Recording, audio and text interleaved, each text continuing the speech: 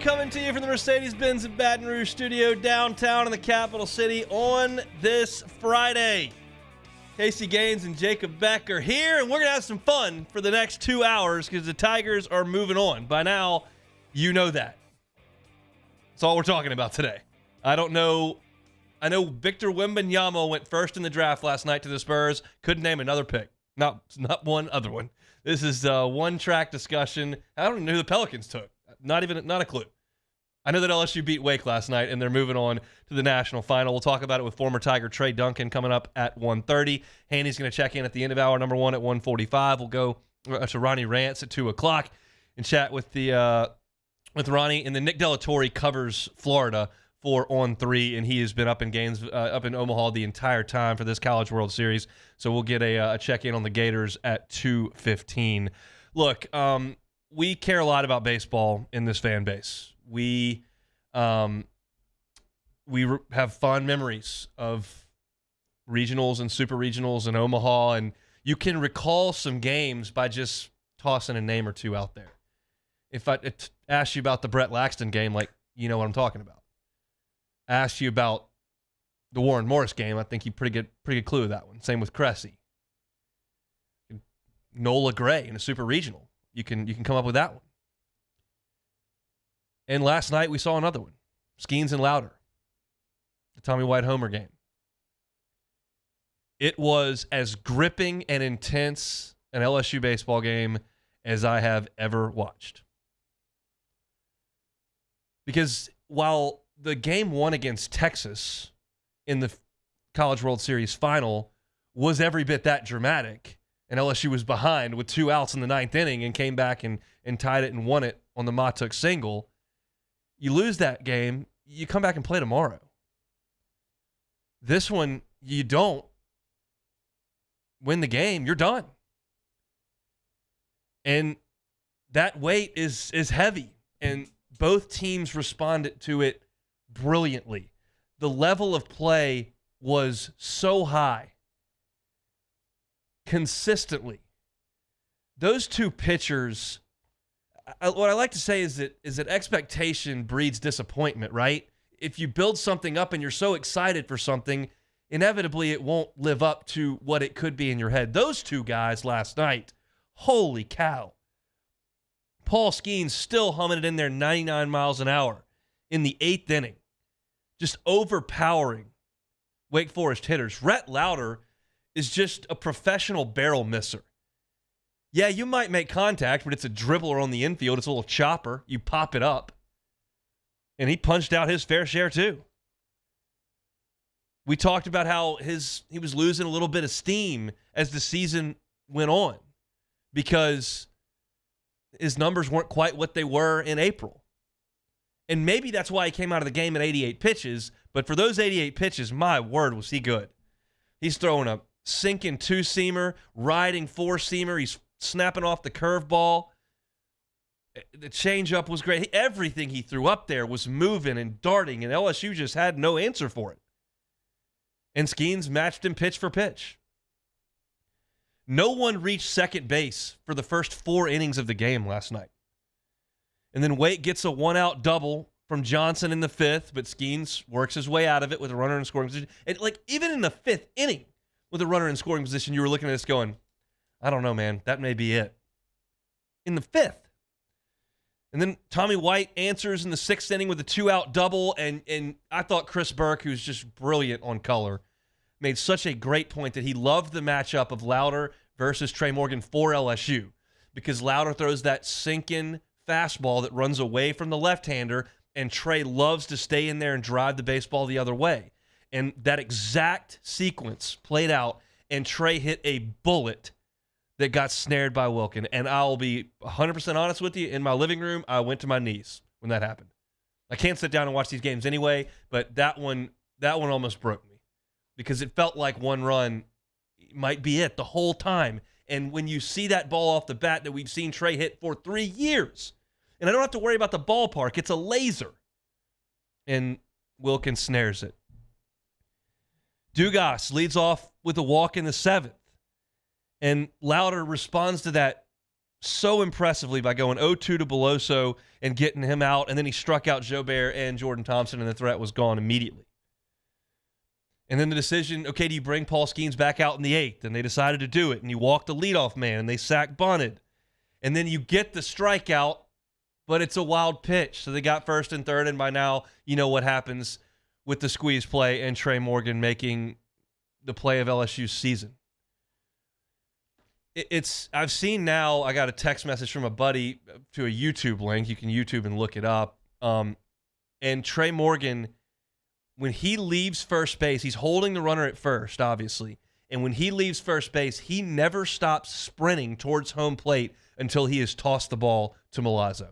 I mean, a full-speed, all-out play on the run, and he executes it perfectly. Gloves it to the left hand, shovel pass, right on the money, and Milazzo's able to make the tag. If any of that doesn't go perfectly, if he doesn't charge full speed, if he doesn't glove it cleanly, if he doesn't transfer it, if he makes a throw that's offline, it's safe. The safety squeeze is very difficult to defend. And Morgan did it perfectly. It's an eye for an eye with the play that Wilkin made to throw Morgan out in the first game on Monday. But still, once you get that out, it's the second out, and they've got a runner in scoring position. And I immediately recovered from the emotion of that squeeze bunt defense and look up and, oh, God, Hawk's up. And that's just the last guy you want up. The guy that's short with a compact strike zone and a short swing against a 100-mile-an-hour fastball that's very capable of just spraying one somewhere. You got an infield hit at one. I mean, this guy, it's just not the guy I want up. I'd rather deal with Wilkin in that spot who's up there trying to hit it 450 feet. And Hawk just squared it up, hit a missile right to Pearson. Eye for an eye with the line drive Morgan hit. And then you go to the bottom of the 8th, and they go to Rowland. They take Louder out after 88 pitches, and I was thinking that was nuts. Apparently, it came out that Louder pulled himself from the game, didn't want to. He said it was done. And look, at that point, you're in the 8th inning, and you've got your entire loaded bullpen ready to go. I don't know how they take him out of the game, but they did. Pearson immediately draws a walk, and Milazzo gets the sack down. So they go to Massey for Cruz. And the question is, are you going to pitch to him? And they decided to pitch to him, which I thought was probably nuts. And I just knew that Dylan was going to come through. In fact, I sent a text message out, a little premature, I'll be quite honest, but I said, when they retire Cruz's number, this is one of the highlights they'll play before the at-bat even happened. I don't think they're going to play because he struck out on a high fastball. But that's what I was thinking in my head. I was going, this is the moment. This is the guy. He's gonna smoke one, and he didn't get it done. So they were able to walk White, and then Trey came up, and you thought, okay, well, that's a pretty good guy to have at the plate. He's swinging it great, and he popped it up. And so then LSU goes to the bullpen, and they go to Thatcher Hurd, and while Thatcher Hurd's line is good, and I thought his performance was excellent, Wake was getting really good swings on Thatcher Hurd. They hit 3 line drives in the 10th inning. And at that point, Massey was cruising. It looked like LSU couldn't touch him. And Wake was hitting the ball a lot harder, and I just didn't feel good about the battle of the bullpens. I liked the fact that we were the home team. We'll get to that in a second, but I just didn't love that we were in a battle of the bullpens, and theirs looked to be making us more comfortable than ours was theirs. And in the top of the 11th, Thatcher Hurd gets the first 2 guys, and then Hawk comes up, and he hits that swinging bunt, and we can't get to it. And then Hawk steals second, and I'm thinking in my head, if this thing ends on a swinging bunt single, I don't know what I'll be able to do. They walk Costello, and Wilkin comes up, and that's their guy. Same thing as Cruz. And Thatcher Hurd challenged him with a good heater. It was a very hittable pitch. I mean, it was pretty much down the chute. But he popped it up. And you know the rest of the history. That in the bottom of the 11th. I mean, the intensity and the level of play again was absolutely remarkable between LSU and Wake Forest. I think this, while wildly entertaining as a tournament, oftentimes will produce a champion that's probably nowhere near the best team in the country. I don't think Fresno State was close to the best team in the country. I don't think Coastal was close to the best team in the country. I don't think Ole Miss was close to the best team in the country. I don't think Mississippi State was the best team in the country 2 years ago. rarely does the best team win it. But I'll say this about this tournament. I think the best 3 teams were left. And you could sit here and say, well, Wake didn't hit the whole time they were up there. And I would tell you, you're exactly right. They, for 4 games, hit 165 with 3 extra base hits. They did not hit. I don't, however, believe that entire team was simply just a product of a small ballpark. And if they played, it contributed to them not being very offensive in Omaha, but nobody really was. But I still think they were great. And that pitching staff, you could not watch that pitching staff and think, oh, yeah, this is kind of inflated. They were really, really, really good. And LSU just hung in there and hung in there and hung in there. And finally, somebody had a moment. And I don't know. I mean, I got some tweets and some people were talking about how I was a soothsayer. I did say Tommy White was going to hit a home run. I said he was going to hit it down the right field line. I don't know if I get credit for that or not. Probably not, because it didn't happen the way that I thought that it would. But I did suggest that Tommy White would have a moment. Cruz has had his moment with the huge homer. Beloso's had a moment. Dugas hit a homer. Skenes has been brilliant. Trey Morgan has had plenty of moments. All the guys who have been around this thing a long time and have been the leaders of this team have had their moment in this College World Series, and Tommy hadn't to this point. And he's just too good to keep him down that long. And look, Manasseh comes in there, and you can say what you want about pulling Massey and going to Manasseh. There's very little evidence that Manasseh would not have it. Now, you're taking a chance because Massey did, but again, these guys have been 1 to 2 inning guys all year. They just haven't been stretched out that much. They've been very much in control of games, in control of pitchers' usage. They have enough bullpen. They don't have to stress guys. And they decided, hey, we're going to go to Manasseh, who's our closer, who's been awesome and was brilliant against LSU in his last outing. And he hung one. I mean, he just hung one. I know you've watched the Tommy White swing a million times today.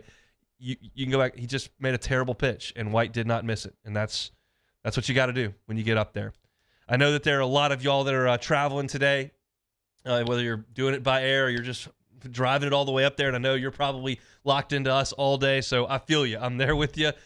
Get up to Omaha safely, and let's have some fun up there for the next couple of days. LSU is moving on. Our Friday shows brought to you by Cork's Cajun Fried Fish and Shrimp. If you're hanging out in Baton Rouge, you're watching the games, and you're looking for some delicious food this weekend, Cork's is your spot. It's right there on Government between Jefferson and Foster. Delicious fried Gulf shrimp, fried fish, the crispy shoestring fries, honey butter bowl rolls that are awesome, baked potatoes with the crawfish etouffee. They just got fantastic food over there at Cork. So get on by and tell Paul and Michael you heard about them, heard about us, heard about them on the Hunt Palmer Show. Trey Duncan and Hanny later on in this hour, but we're still talking baseball on the Hunt Palmer Show. This is Hunt Palmer. In times of need, get a full list of phone numbers, websites, and other important emergency information on the Demco Stormwatch page at 1045ESPN.com. I drove myself to the ER, had heart surgery, and drove myself home 24 hours later, feeling fine. Starting running again after the procedure, I'm getting excited thinking about it. I had no pain, nothing. I felt great. And right then and there, I was like, oh my God, I'm back. I'm back. It's just amazing. Ochsner Health. Long live you. There it is, the extra mile. On the border of expected and extraordinary. For those willing to go further. Like vans customized for work or play. With safety and tech to keep you connected. Supported by a 5-star sales, service, and finance team. And backed by the 1-star you know. So go the extra mile. It's never crowded because so few have what it takes to go there. Mercedes-Benz Vans.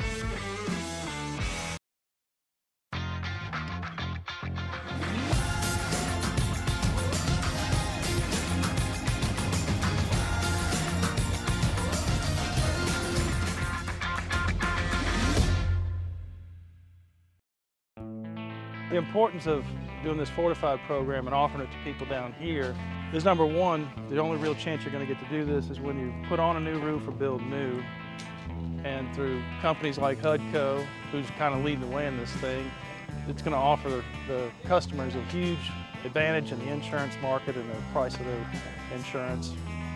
You know, we're not looking to make a fortune off fortifying. We're trying to give you a better product than our competitor at the moment. I'm trying to do something that he can. I'm trying to give you something better.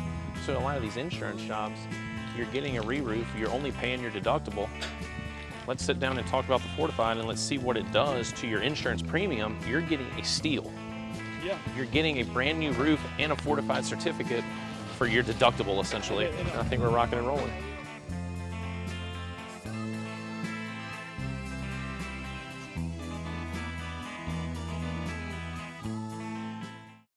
Gulf Coast Office Products is a nationally recognized Savin office equipment dealer based right here in Louisiana. Over 100 employees strong, Gulf Coast has the boots on the ground to support all vertical markets from education, engineering, legal, and finance. With the latest in office technology from desktop to production segment units, Gulf Coast and Savin have the perfect fit for you. Call 225-756-2644. That's 756-2644 for Gulf Coast Office Products.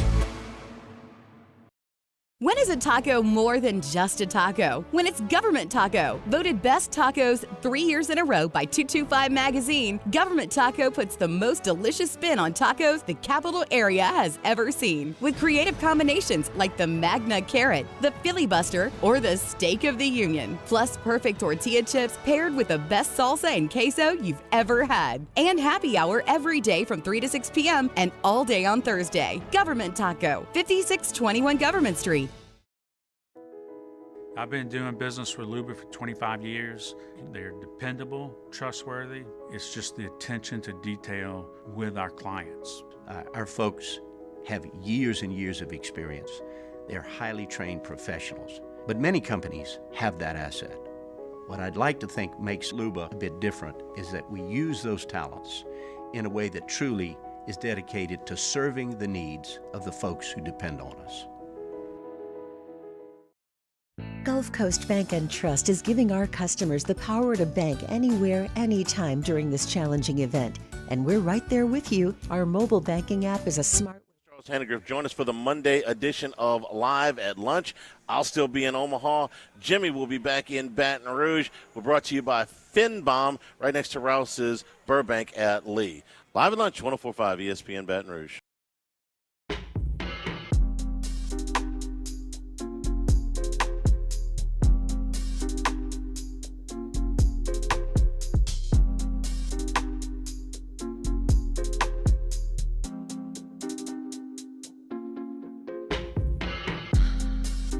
This is Hunt Palmer on 104.5 ESPN Baton Rouge.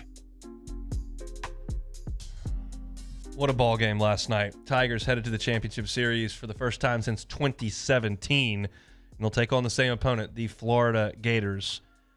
It's y'all probably remember a couple weeks, about a month ago, maybe a month and change ago, we had this debate between Paul Skenes and Aaron Nola. And who you would give the ball to if you had one game to win. And I ran through all the numbers. I talked about it extensively, gave both sides of the discussion, and ultimately said, I'll settle on Nola because he worked deep into the game every time, and I could get more outs. The domination, the strikeout factor wasn't there with Aaron as much. He led the SEC in strikeouts one year. It wasn't like he didn't strike guys out. He struck tons of guys out. But I could almost guarantee 8 innings out of Aaron. I mean, he had a stretch of 4 straight SEC games where he threw a complete game, 9 innings. And Paul Skenes at that point was kind of living around 6 innings. If you look back to Paul Skenes in the SEC, he threw 6 1/3 against A&M, 6 against Kentucky, 6 against Ole Miss, 6 against Bama. It wasn't until later in the season that he started to work deeper into games. And I told you after the Tennessee game, when LSU won back on Saturday, that my answer had changed. Paul Skenes would get the ball if I had one game to pitch. And it's possible that Paul Skenes takes the ball late in a Monday game. It's possible. I won't rule it out. That's 3 days of rest. They may ask him for 25 pitches. I don't know. But it's also possible that he's thrown his last pitch as an LSU Tiger. And what he has done over the last month and a half, really for the whole season, the last month and a half, has been absolutely legendary. Listen to what he has done in the NCAA tournament. A regional opener against Tulane, a super regional opener against Kentucky, a College World Series opener against Tennessee, and an elimination game against the number 1 seed in the country. 4 outings, 32 1/3. So if you want to stretch them out, it's 9 against Tulane, 7 2/3 against Kentucky, 7 2/3 against Tennessee, and 8 against Wake Forest. 32 1/3 innings, 18 hits, 4 runs, 42 strikeouts, and 3 walks. Legendary. When you start rolling through the greatest players in the history of LSU baseball, this guy's name has to come out of your mouth. And LSU's one of those programs where if you do something great, but your team doesn't excel, sometimes it can get lost because we're used to competing for championships. And so this discussion 2 months ago doesn't include the games that really count for LSU. You rattle off stats like he did in the regular season for Missouri and don't even make the SEC tournament, you're talked about forever. Here, you need to be a part of something special, which is probably unfair, but it's just the reality because every player that's come through here has gone to Omaha. Like, really, Kevin Gausman is the only guy that comes to mind as an elite player, a big-time recruit that came in, lived up to expectations, was a first-round draft choice, and didn't go to Omaha. That's like it. And now Skenes has gone to Omaha, and not only gone, but taken on Tennessee and gone 7 2/3 of 5-hit, 2-run baseball with 12 strikeouts and a walk. And then with your back against the wall, against the number 1 team in the country, against another first-round draft choice, in a pitcher's duel that went scoreless into extras, he gives you 8 innings of 2-hit shutout baseball with 9 strikeouts and 1 walk. That's unbelievable. I tweeted last night that game was like Nola and Gray, which was the super regional with Jonathan Gray and Aaron Nola, times 5. 1, Nola Gray wasn't in Omaha, and 2, it was not an elimination game. But those were 2 guys who were thought of as top 10 picks and ended up being that absolutely, positively lived up to their billing. It's one of my favorite games I've ever watched in any sport. And last night eclipsed it significantly because of the stage, the stakes, and the performance. And in this game, neither one of them ever buckled. Neither one of them gave up a run. LSU finally got to Jonathan Gray in the 8th inning with Jacoby Jones and Tyler Moore. Nobody got to Louder or Skenes. And that's something we'll have to remember with Paul Skenes. You know, I've talked for a whole year about Dylan Cruz's number getting retired. I've talked for really 3 years about that. And I still feel strongly about it. May need to start thinking about this. I know it's only 1 year. Burrow wasn't here that long. I think they're going to make some arrangements for him. Now, if they can finish this thing off in the next 3 days, it makes the discussion a lot easier. But Ben never won one.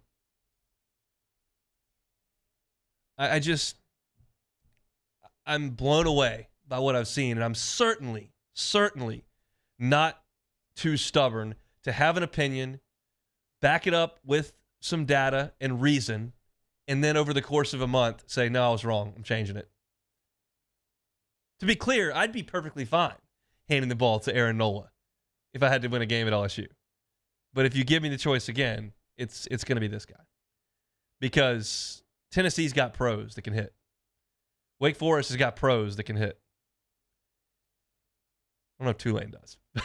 But those 2 teams that he saw in Omaha did. And for him to go to the College World Series and throw 15 2/3 innings and allow 2 runs while striking out 21 and walking 2, it was brilliant performance. And I'm sure Kevin O'Sullivan was sitting back having a cold pop watching that one, because if he could have written a script for how this game would go, that's about it. He needs to get Louder to start. He needs to get Skenes to start. He needs Thatcher Hurd to have to pitch. I mean, Ty Floyd was pitching, and I guess if Kevin O'Sullivan was actually the one orchestrating things, he would have had Floyd come into the game for some pitches. But you got into Wake Forest bullpen as well. But LSU survived it. And it was because of one guy. And I think there was a notion that, hey, man, maybe Wake's not really hitting, so you can go with some other your bullpen guys and try to get through this one. And then you got to save Skenes for that opener in the championship series. We didn't have Lang 2 years ago, and I don't think that would have gone very well. You had to go win. It's not like the regional opener where you've got a parachute and you can lose. That's why you pitch off. There is no parachute here. Your best guy's got to go. And go did he ever.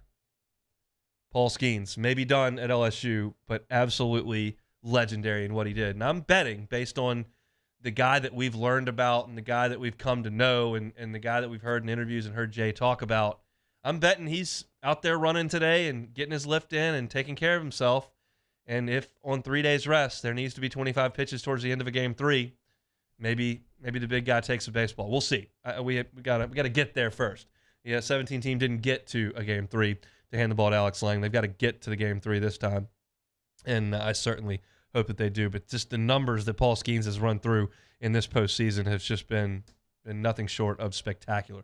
We got a ton to do here on this Friday. Charles Hannegriff from Omaha, it's courtesy of Rev Business. He'll join us at the end of this hour at 1:45. Ronnie Rantz is going to come on and talk some LSU baseball at 2 o'clock. I think the Rougarou are in town this weekend as well, so we'll get Ruger Ron's thoughts on that, but more so on LSU in the College World Series final. And then Nick Della Torre, who I've had on a good bit over the years, talking a lot of baseball and football from the Florida Gators perspective. He'll chat with us. These Gators are a very, very interesting team right now. They've played 3 games against probably lesser competition than LSU has played. I mean, you look at it, LSU has really earned this thing. You come through Tennessee and Wake Forest, the top 2 ERAs in the country, in that stadium, and beat them. That's impressive. Florida's wins, well, count every bit as much, are against Oral Roberts and TCU, who were a team that I don't know was quite as talented as Florida, which I know they, in fact, were not. But they're good, and they're set up to pitch. So we'll chat with Nick Della Torre about mindset and the guys that they've used and what he expects Kevin O'Sullivan's team to look like as we start this championship series at 6 o'clock on Saturday night. That'll be at 2:15. Still plenty to get to. Our Friday show is brought to you by Corks, Cajun Fried Fish and Shrimp. We're back with Trey Duncan coming up next. This is on Palmer. Our listeners fire off their opinions on the jimsfirearms.net hotline at 499-1045. Keep listening for your next chance to shoot us your thoughts with the jimsfirearms.net hotline on 1045 ESPN Baton Rouge.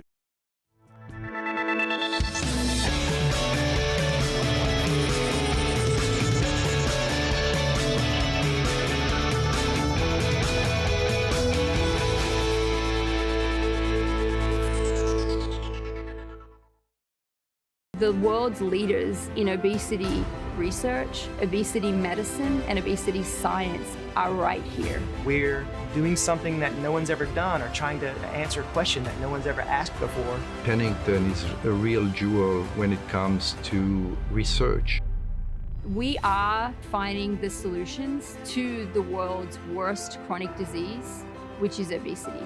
Louisiana needs Pennington Biomedical. When is a taco more than just a taco? When it's Government Taco. Voted best tacos 3 years in a row by 225 Magazine, Government Taco puts the most delicious spin on tacos the capital area has ever seen. With creative combinations like the Magna Carrot, the Filibuster, or the Steak of the Union. Plus perfect tortilla chips paired with the best salsa and queso you've ever had. And happy hour every day from 3 to 6 p.m. and all day on Thursday. Government Taco, 5621 Government Street. There it is, the extra mile, on the border of expected and extraordinary for those willing to go further, like vans customized for work or play, with safety and tech to keep you connected, supported by a 5-star sales, service, and finance team, and backed by the 1-star you know. So go the extra mile. It's never crowded, because so few have what it takes to go there. Mercedes-Benz Vans.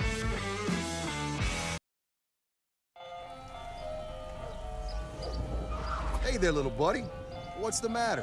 What's the matter? My windows, siding, and my door. That's what's the matter. Relief Windows can fix all of that. I got you.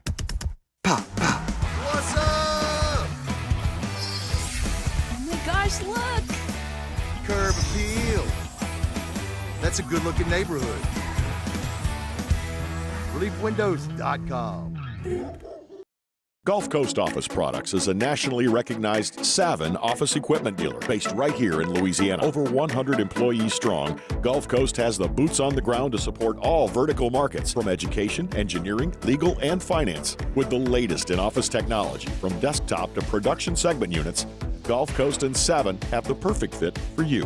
Call 225-756-2644. That's 756-2644 for Gulf Coast Office Products.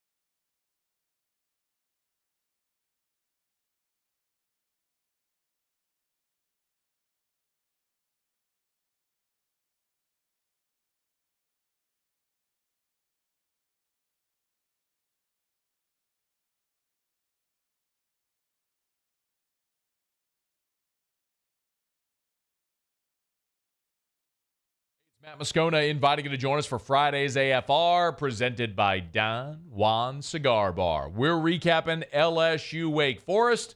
The Riot Radio Hours return. Join us Friday, 3 to 6, 104.5 ESPN Baton Rouge.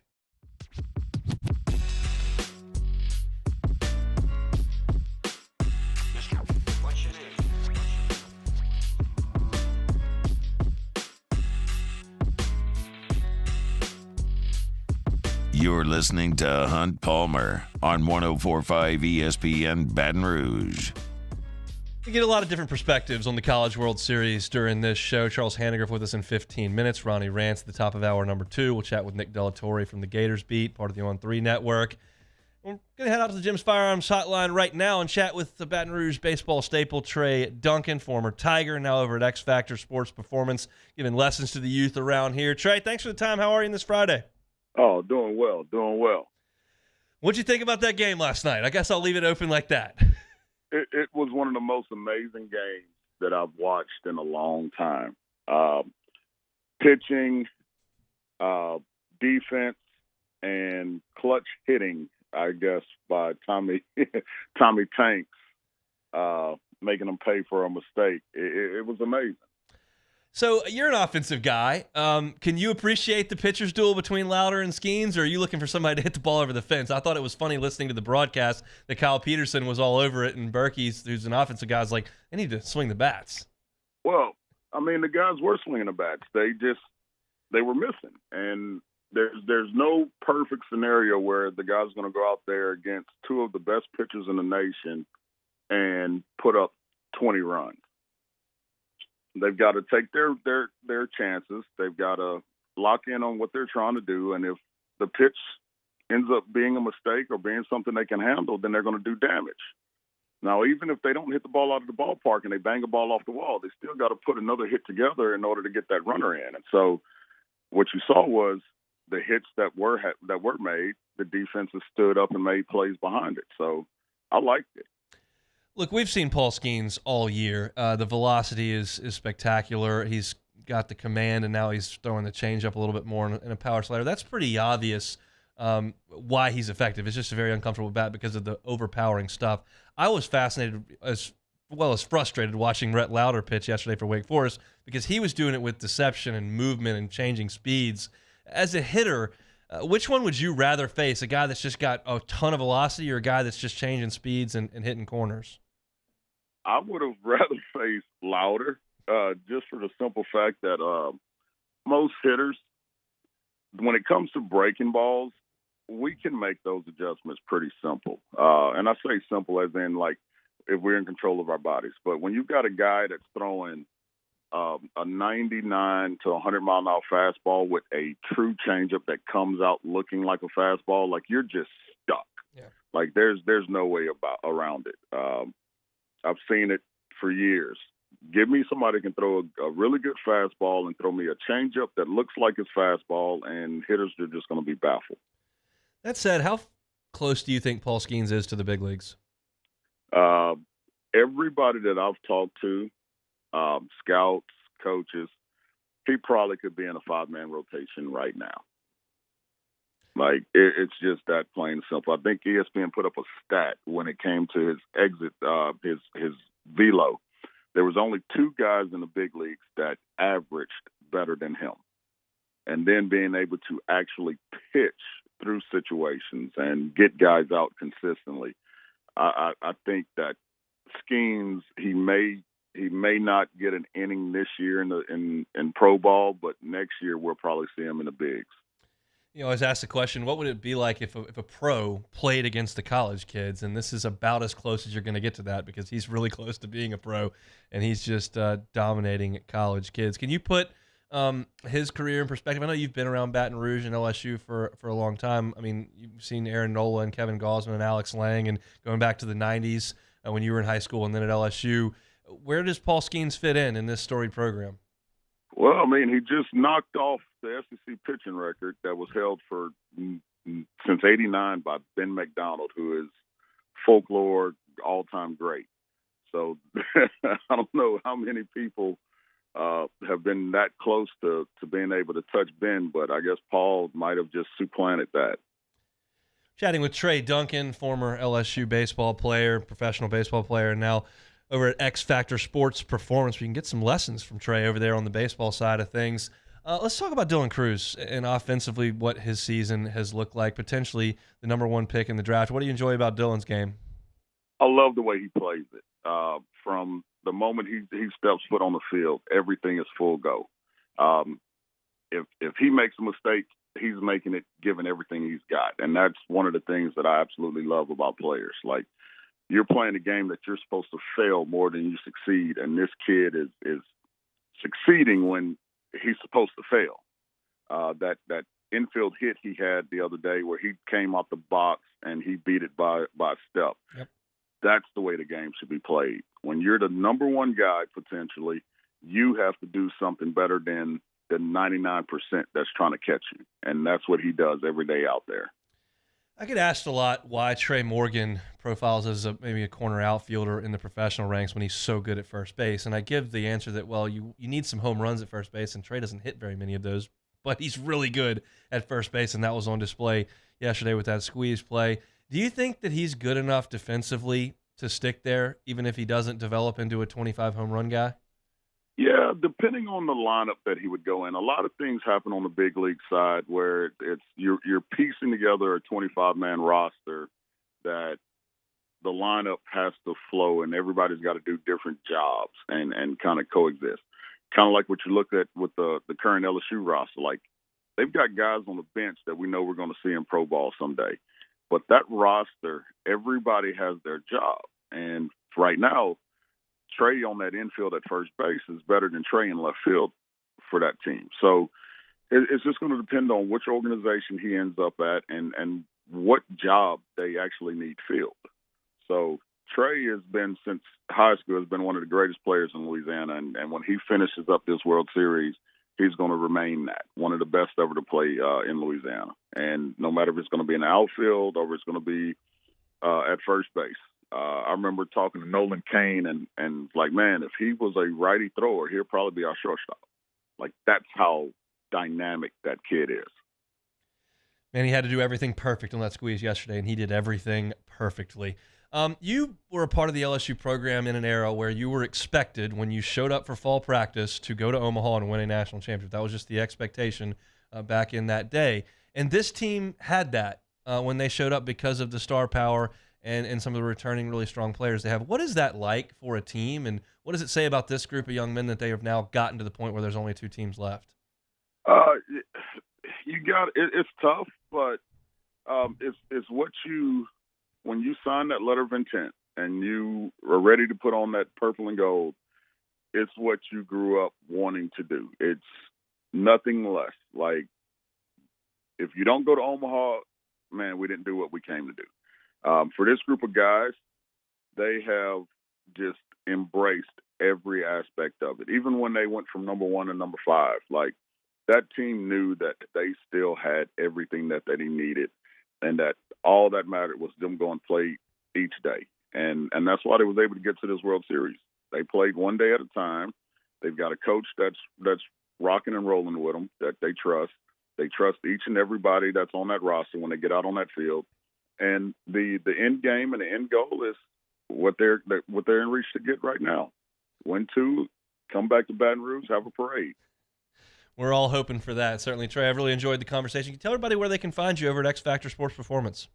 X Factor Sports Performance on Drusilla at 3464 Drusilla Lane, just down from Rouse's. We've got 12,000 square feet, TrackMan batting cage, 7 batting cages, weight room, personal training, speed and agility training, multi-sport trainers.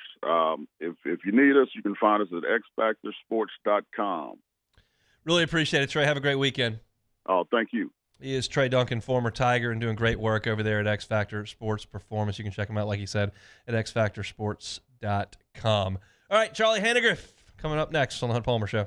Hunt Palmer on 104.5 ESPN Baton Rouge. One Bath and Closets, onebathandclosets.com is the website. Look, not a great time to move for some people, but you can still improve your living situation. That can start in the bathroom with a total renovation. You can make one call. You don't have to call a floor guy and a plumbing guy and a shower guy and a lighting guy. Nope, you call one guy, David Duvall, at One Bath and Closets. They handle everything from start to finish. It can be a full-scale renovation. It could just be a tub-to-shower conversion, something simple that doesn't take a lot of time and is very cost-effective, but it changes the aesthetic and the functionality of your bathroom. On the closet side, do you have enough space? If you do, good. If you don't, change it. One Bath and Closets can come in and customize a closet to your needs, and they do it every single day. So onebathandclosets.com is the website. You can go to get a free consultation there, have David Duvall and his team come in and tell you what they can do with the space that you've got provided for them, and you won't regret it. Onebathandclosets.com is the website, onebathandclosets.com. In times of need, get a full list of phone numbers, websites, and other important emergency information on the Demco Stormwatch page at 1045ESPN.com. Bayou Ford has up to $7,000 off MSRP plus 0% financing on new 23 Ford F-150 XLT trucks and incredible deals on all remaining 2022 inventory. All with Bayou's 1 million mile warranty. The crew at Bayou Ford is going to do right by you.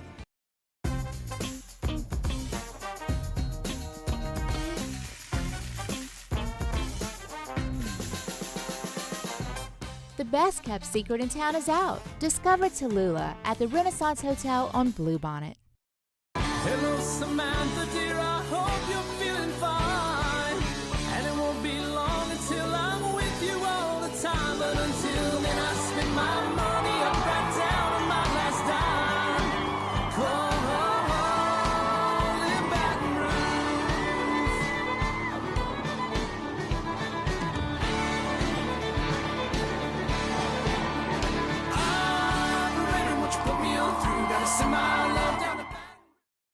Electricity is all around us, and our families depend on it. Every day is sparked by the power of a cold drink or a warm meal, a movie night, and a comforting light at the end of a dark hallway. From sunrise to sunset, playtime to bedtime, our team is ready to take care of your electrical needs, even in the case of an after-hours emergency. The light in your life shines brighter with Mr. Electric. Bayou Chrysler Dodge Jeep Ram has $25,000 off new 22 Ram 1500 SCA trucks and incredible deals on all remaining 2022 inventory. All with Bayou's 1 million mile warranty. The crew at Bayou Automotive is going to do right by you. All right, let's say ah. Where'd my spotlight go? Super weird, but we can take care of it. Get in and get better at Patient Plus.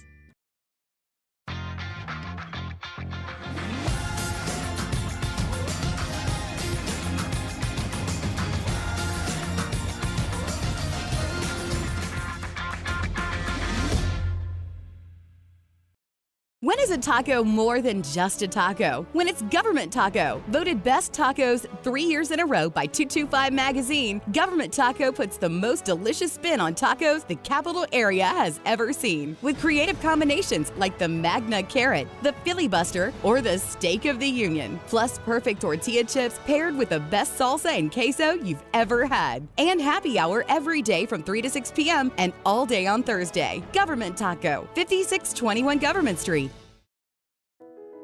I've been doing business with Luba for 25 years.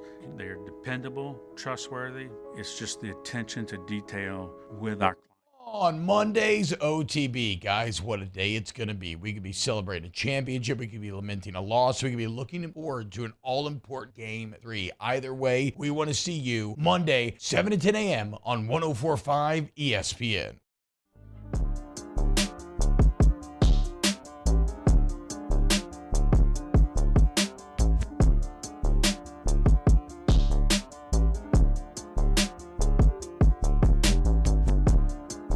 This is Hunt Palmer on 104.5 ESPN Baton Rouge. Coverage from Omaha all week long, brought to you by Rev Business. It's been Charlie and Jimmy. Jimmy is leaving on a jet plane today, but Charlie is sticking it out.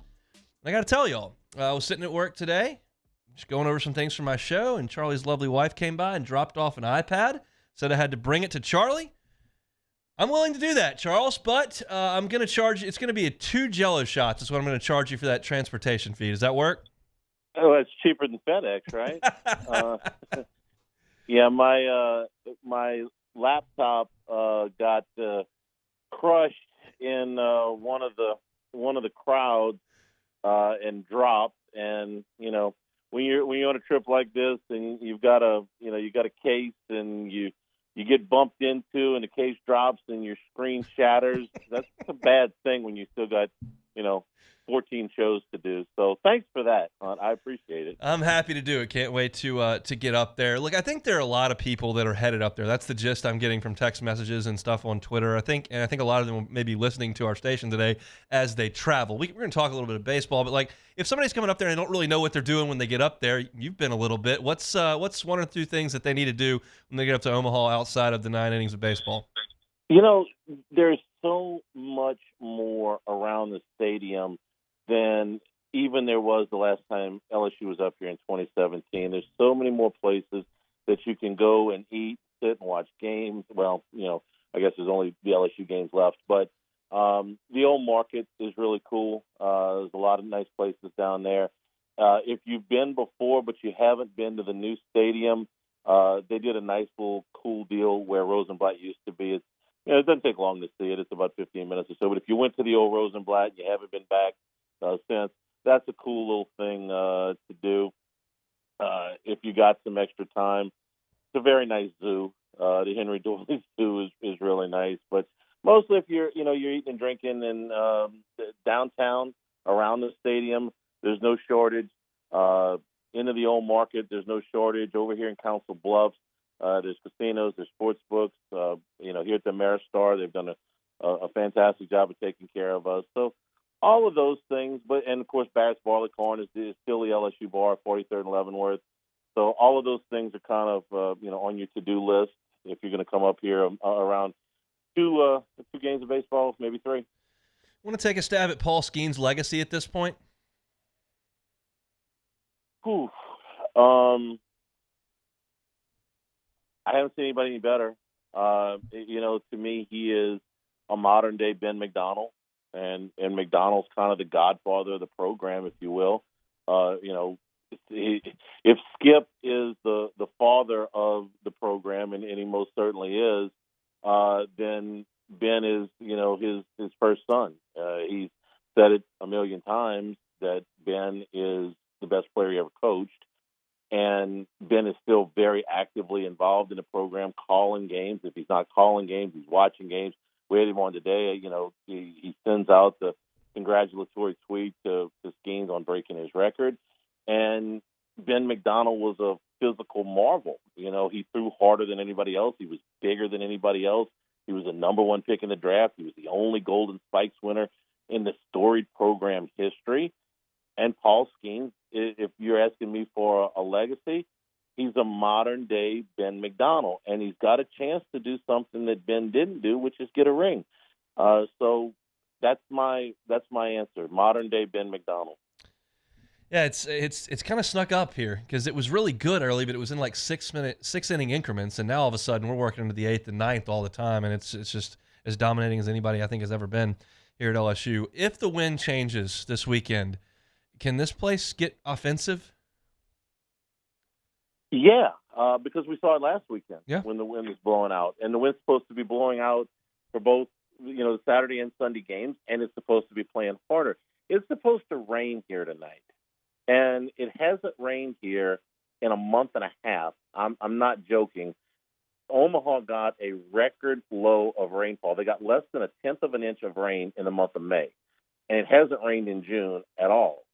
So it's going to rain tonight into the morning for the first time in 6 or 8 weeks.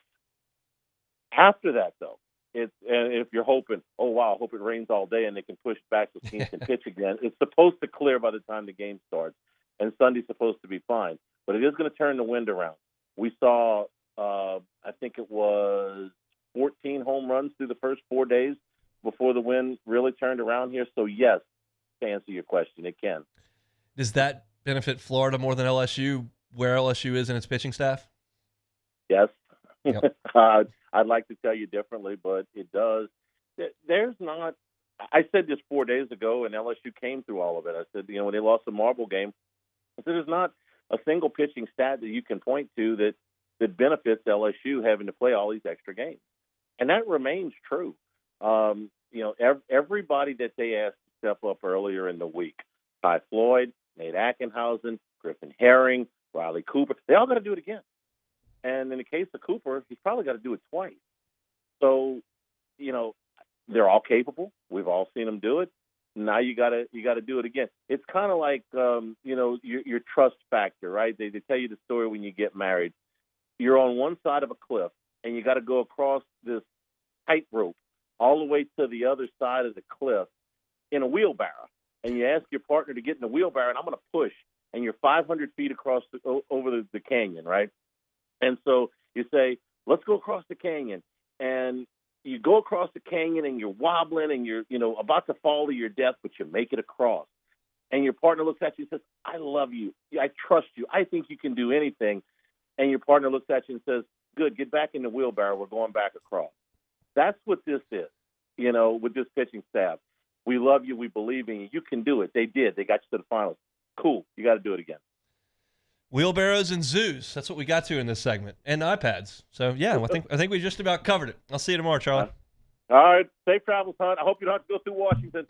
Me too. I don't need any part of that. We'll try to get there safely. Thanks to Charlie for joining us. Our coverage from Omaha been brought to you by Rev Business all week long. Jimmy's going to come on back home, but I am headed up there, and we do have some coverage for you over the weekend and into Monday with our shows. So looking forward to getting up there to Omaha. And Charlie's the mayor of Omaha. He runs Omaha at this point. So listen to him. He said a couple things that are going to be on my to-do list. We are going to go see the old Rosenblatt. I have seen it. I saw it in 2013, but my dad hadn't been up there, so we're going to go check that out. And then we are certainly going to be at Barrett's. And I'm hoping that at that 2:00 first pitch on Saturday leads to an LSU national championship, and we can get to Barrett's a little early on Saturday night. But in any event, we'll be there one way or another. Hopefully it's a celebratory situation, but sounds like it's going to play a little different this weekend up there in Omaha. The wind's going to be turning around. It's going to be blowing out a little bit, and these are two teams that can really hit the ball out of the ballpark.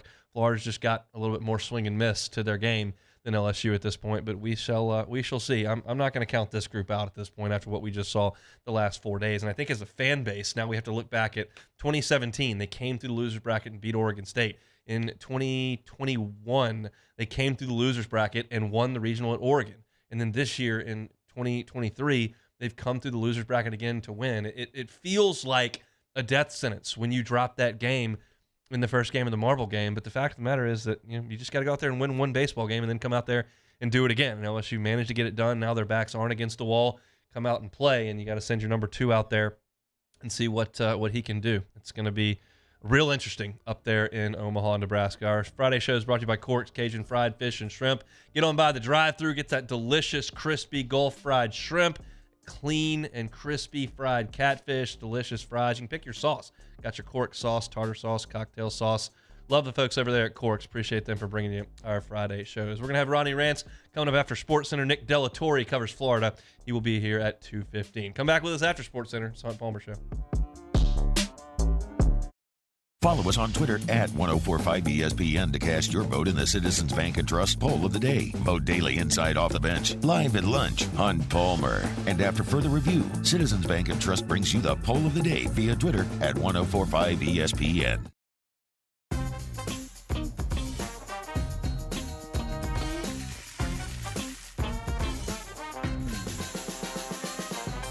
The best kept secret in town is out. Discover Tallulah at the Renaissance Hotel on Bluebonnet.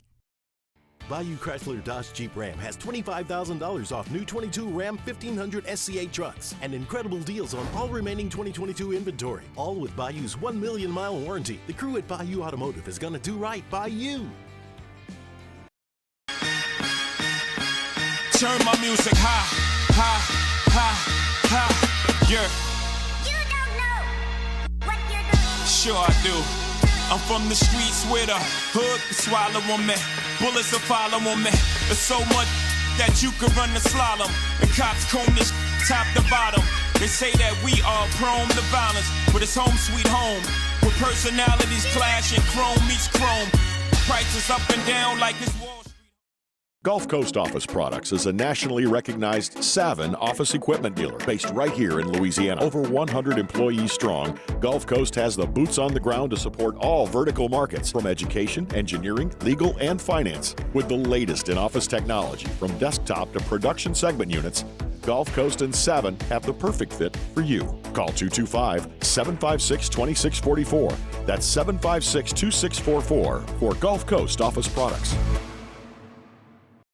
When is a taco more than just a taco? When it's Government Taco. Voted best tacos 3 years in a row by 225 Magazine, Government Taco puts the most delicious spin on tacos the capital area has ever seen. With creative combinations like the Magna Carrot, the Filibuster, or the Steak of the Union. Plus perfect tortilla chips paired with the best salsa and queso you've ever had. And happy hour every day from 3 to 6 p.m. and all day on Thursday. Government Taco, 5621 Government Street. There it is, the extra mile, on the border of expected and extraordinary, for those willing to go further, like vans customized for work or play, with safety and tech to keep you connected, supported by a 5-star sales, service, and finance team, and backed by the 1-star you know. So go the extra mile. It's never crowded, because so few have what it takes to go there. Mercedes-Benz Vans. I've been doing business with Luba for 25 years. They're dependable, trustworthy. It's just the attention to detail with our clients. Our folks have years and years of experience. They're highly trained professionals, but many companies have that asset. What I'd like to think makes Luba a bit different is that we use those talents in a way that truly is dedicated to serving the needs of the folks who depend on us.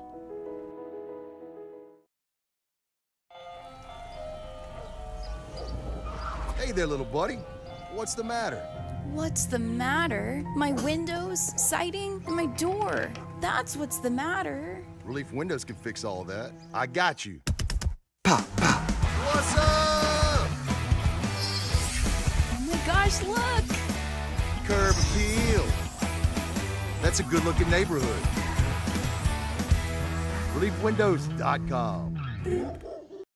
Bayou Ford has up to $7,000 off MSRP plus 0% financing on new 23 Ford F-150 XLT trucks and incredible deals on all remaining 2022 inventory. All with Bayou's 1 million mile warranty. The crew at Bayou Ford is going to do right by you.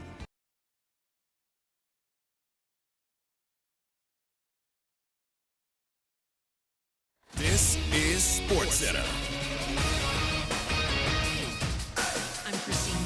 Explanation from Celtics president of basketball operations Brad Stevens on the reason for the three-team trade where Kristaps Porzingis landed in Boston and Marcus Smart was sent to Memphis. He said it was all about balancing the team's roster, and that meant they were going to lose a really good player.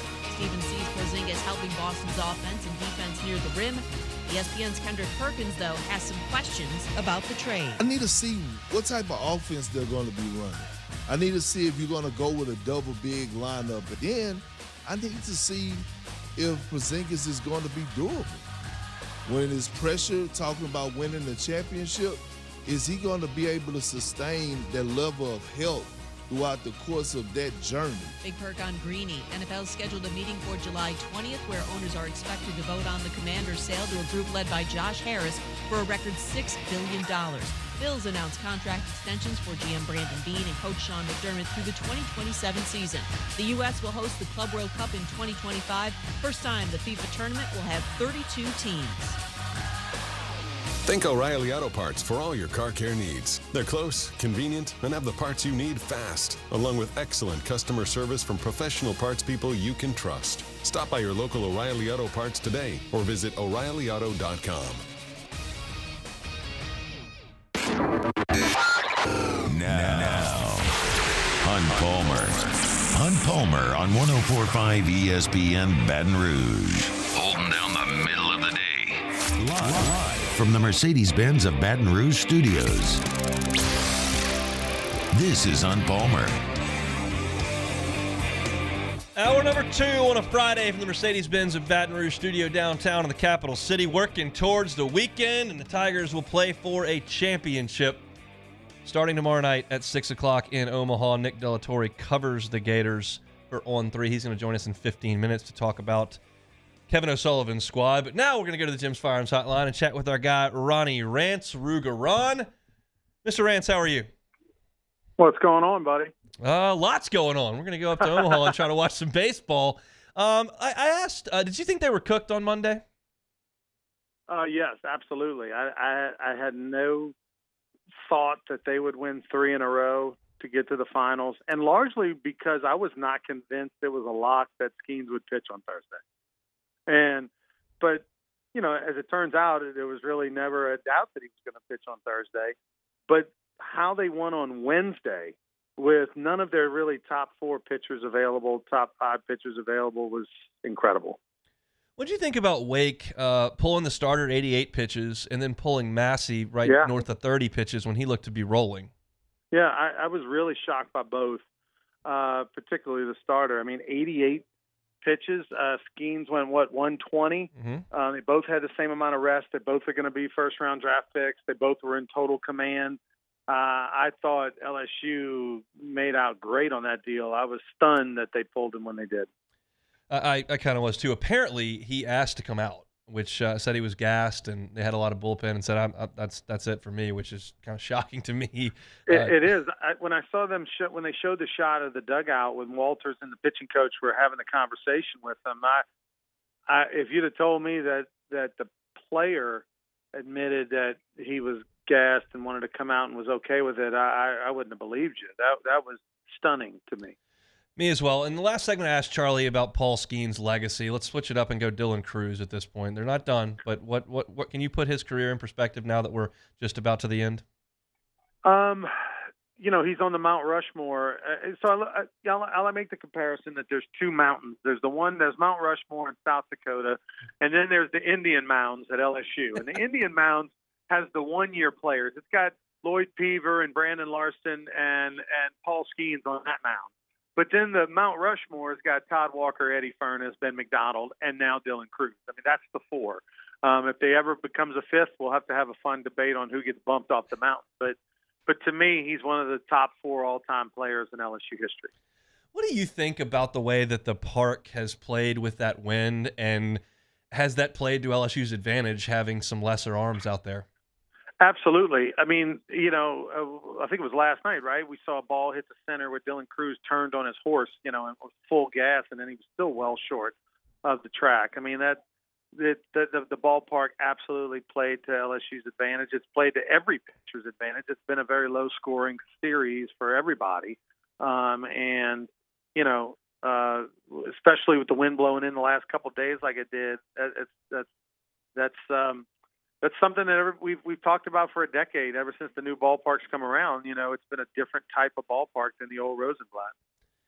Do you have to change anything about your baseball program if you're expecting to compete for championships, or do you just put the best team you can put out on the field and you just deal with the wind when you get up to Omaha?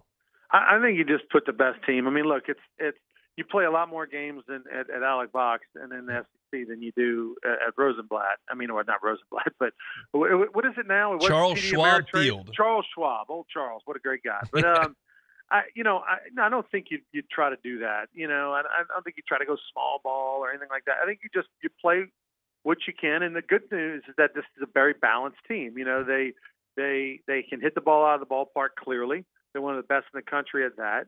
I know they haven't shown it because they've been awful bunting, but they finally got a bunt down when they needed it yesterday. But they do have some guys who can steal a base when you need to. They don't do it very often because they don't need to do it very often, but they have guys that can. And then for the most part this year, they played pretty good defense. I mean, especially the first half of the year, they were as good as anybody in the league in defense. So I think you just have to be a balanced team, and then that way you can win in a few different ways. What's your confidence level in Floyd, Ackenhausen, Cooper, Guidry, Herring doing this again? They just did it last week, and they do it again. I mean, look, hon, I'd like to think I have it figured out. I haven't this year. I have not figured it out. Look, there's nothing on paper that says when Skenes isn't pitching, the stats all prove out that this LSU team is not as good as Florida. They're not as good as Wake Forest when Skenes isn't pitching. But they just overcame that, and guys just had some of the greatest performances of their career. Now, how can Ackenhausen respond? He's had all the back slaps. He's had everybody tell him how wonderful he is. Can he put that aside and go do it again on a short rest? That is going to be key. But look, these guys were great. I mean, Ackenhausen was a great pitcher in junior college. He was a great pitcher the first month of the season. He's been a great pitcher the last month of the season. So I think these guys are going to give LSU a chance. I think LSU's a little bit of a team of destiny now too. I think that's playing into it. They're going to have a giant crowd. All the locals are in support of LSU, so they'll have the home field advantage. And then, look, I would not want to bet against them right now. Matter of fact, I'm not. I'm just going to enjoy this as a fan. I have a futures bet that I made before the season on LSU and Florida, so I can't lose on either. Out of the way. Well, you lose one of them, but it won't matter because you'll cover it with the rest. Not that anybody cares around here at this point, but what do you make of Wake Forest going up there and hitting 165 over 4 games with 3 extra base hits? It's bizarre to me. And then look, people want to say, well, the league isn't as good. That's not true. The ACC is a very good league. They dominated everybody they played in the regionals and the super regionals. I don't know. Maybe not used to being there could have played a factor. I mean, look, I'd like to think that there's some deep reason, but look, you look back at the history of LSU baseball. One of my great teammates who was a heck of a player, if you look back at the numbers, in 1990 and 1991, a guy by the name of Rich Cordani played left field, and he was a heck of a player, probably hit 350 both years, something like that. Rich Cordani went 0 for Omaha in 1990. And in 1991, he had a great series, and we won the national championship. So Ben McDonald, one of the greatest pitchers ever, highest ERA ever for an LSU pitcher, who's made more than 2 starts. So it just those little snippets, it does not make a career, and it doesn't mean that all of a sudden there's some deep, dark meaning. I think they just had a bad 4 or 5 games. That's it. They sure did. Going to be fireworks in Baton Rouge tonight? We are, yeah. With fireworks over at the Rougarou game, over at Pete Goldsby Field, downtown Baton Rouge. We got a 3-game homestand tonight, tomorrow, and Sunday, all at 7 o'clock. And tonight we take on our big rivals, the Acadiana Cane Cutters, and we have the Jerry Lane Enterprises 7th inning fireworks show. It's a 6-minute firework extravaganza, so fun for the whole family. We want folks to come out and have a good time tonight. Get your tickets over there at Pete Goldsby Field. Ronnie, thanks so much. Thank you, Hunt. Appreciate it. He is Ronnie Rantz, former LSU pitcher, Louisiana Sports Hall of Fame, Rougarou owner, however, sports shorts host, however you want to what's it's the Talladega Nights, or however you want to envision Jesus. I like to envision him as a baby. Ronnie, you can envision him as the Rougarou owner, sports shorts host, Louisiana Sports Hall of Fame director, former LSU pitcher, whatever fancies you. But I will tell you this: if you're in Baton Rouge, you got some young ones and want to go see some baseball very affordably. The Rougarou is a really fun time. I've been fortunate to call a couple of their games last summer. I'll call a couple more coming up in July. And it's just a really fun little family environment that you can go out, spend a night here in Baton Rouge, watch some baseball. And Ronnie does a great job over there kind of creating a really fun environment for all. So go out and check out the Rougarou this weekend. Fireworks tonight in the 7th inning. Our Friday show is brought to you by Cork's Cajun Fried Fish and Shrimp right there on Government between Foster and Jefferson. From the folks that brought you Couillon's Barbecue, they got a new food concept here in Baton Rouge. Don't thumb your nose at drive-through seafood. This is a different deal. It's really, really good. Just invite you to go by on Government Street. You can go in their newly renovated dining space, or you can run through that drive-thru really quickly and have some delicious fried shrimp, fried catfish, and those crispy shoestring fries. It is a great dining experience over there at Corks. All right, we talked a lot about LSU. We've talked about LSU beating Wake. We've kind of previewed LSU in Florida, which I'll do coming up at 2:30. But I do want to go up to Omaha and chat with our guy Nick Torre from the On3 Network. He covers the Florida Gators and does a great job doing that. What does that team look like as they look to try to win Kevin O'Sullivan's second national championship? We both over the Louisiana State University Fighting Tigers. Nick Torre next. This is on Palmer. Our listeners fire off their opinions on the jimsfirearms.net hotline at 499-1045. Keep listening for your next chance to shoot us your thoughts with the jimsfirearms.net hotline on 1045 ESPN Baton Rouge. There it is, the extra mile, on the border of expected and extraordinary, for those willing to go further, like vans customized for work or play, with safety and tech to keep you connected. Supported by a 5-star sales, service, and finance team. And backed by the 1-star you know. So go the extra mile. It's never crowded, because so few have what it takes to go there. Mercedes-Benz Vans. This summer, retirement is a state of mind. Whether it's a mid-morning activity or an early bird special. Grab a Coors Light and chill like you're retired. Are you with me?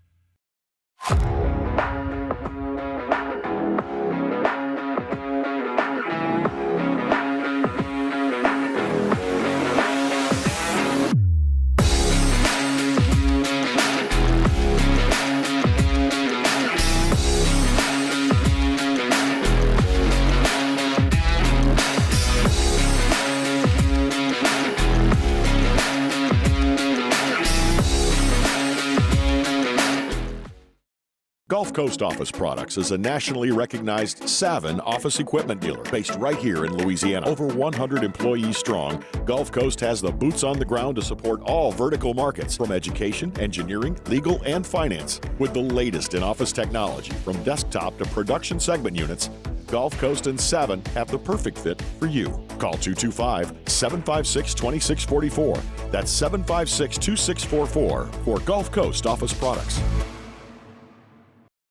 When is a taco more than just a taco? When it's Government Taco, voted best tacos 3 years in a row by 225 Magazine, Government Taco puts the most delicious spin on tacos the capital area has ever seen. With creative combinations like the Magna Carrot, the Filibuster, or the Steak of the Union. Plus perfect tortilla chips paired with the best salsa and queso you've ever had. And happy hour every day from 3 to 6 p.m. and all day on Thursday. Government Taco, 5621 Government Street.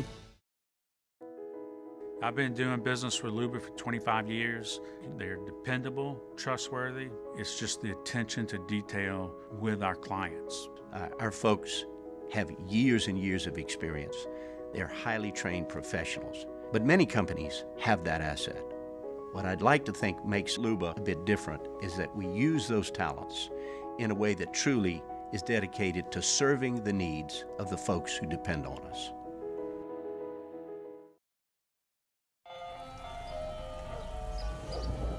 Hey there, little buddy. What's the matter? What's the matter? My windows, siding, and my door. That's what's the matter. Relief Windows can fix all of that. I got you. Pop, pop. What's up? Oh my gosh, look! Curb appeal. That's a good-looking neighborhood. ReliefWindows.com.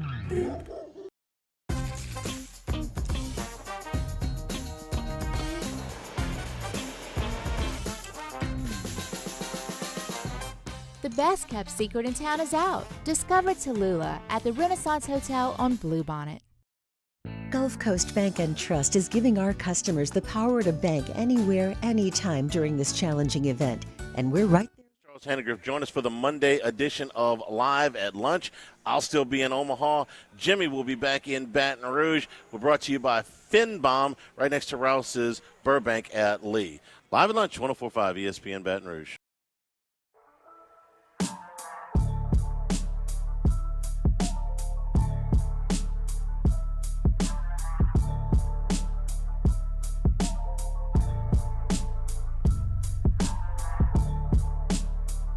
You're listening to Hunt Palmer on 104.5 ESPN Baton Rouge.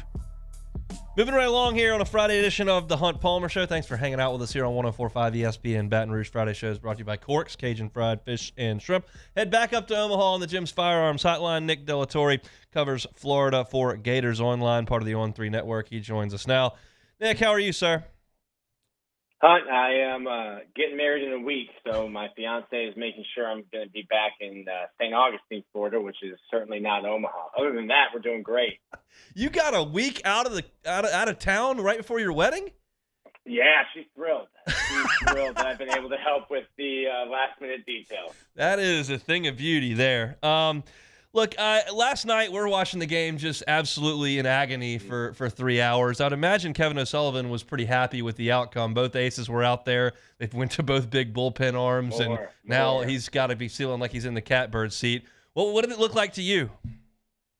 Well, I had tried my best to bribe both coaches prior to the start of the College World Series to, hey, Brett doesn't need to throw, Paul doesn't need to throw game one. You should save them both for a potential Wake Forest LSU matchup. I've been waiting to see that just as a baseball fan. Two of the best pitchers in college baseball going at it. I think that was, as a baseball fan with nothing on the line for me, was a treat to watch yesterday. I imagine both Wake and LSU fans were sweating it out a little bit more than I was, but it was just a tremendous baseball game. I think there's 299 teams that play Division I college baseball, and I truly think the three best were the ones that are left, and obviously the two best teams in the best conference will play for a championship this weekend. I said the same thing in hour one. I said I think it's rare that it happens, but I think the best three teams were left at that point. How would you characterize the way Florida has played in Omaha? They haven't played nearly as much as LSU, but they've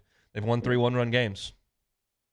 Yeah, it's interesting. I think Florida and LSU, as I look at these two teams, are so similar. When you look at the lineup, there's just a murderer's row on either side.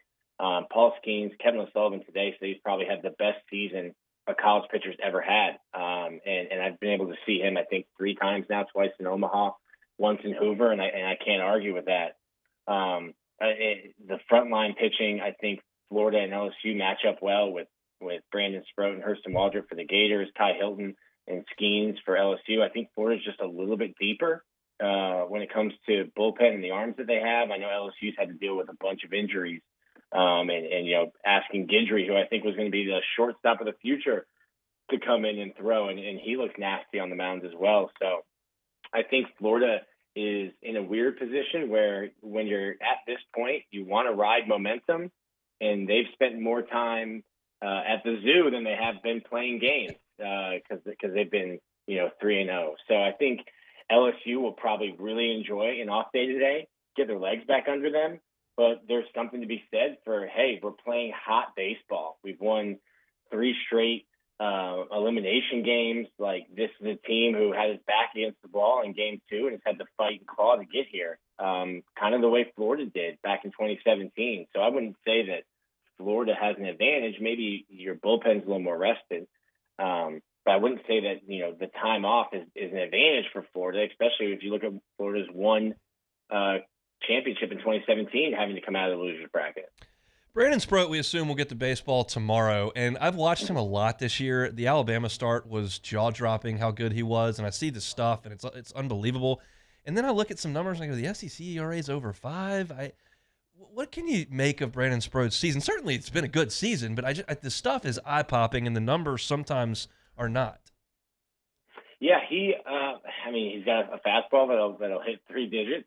And a lot of guys now, and you're a baseball guy, Hunt, a lot of guys, everyone's fastball slider. His best go-to pitch or secondary pitch is his changeup, which you don't see a lot. You don't see a lot of plus changeups. He has a big league changeup, which has been unique to watch on Friday nights.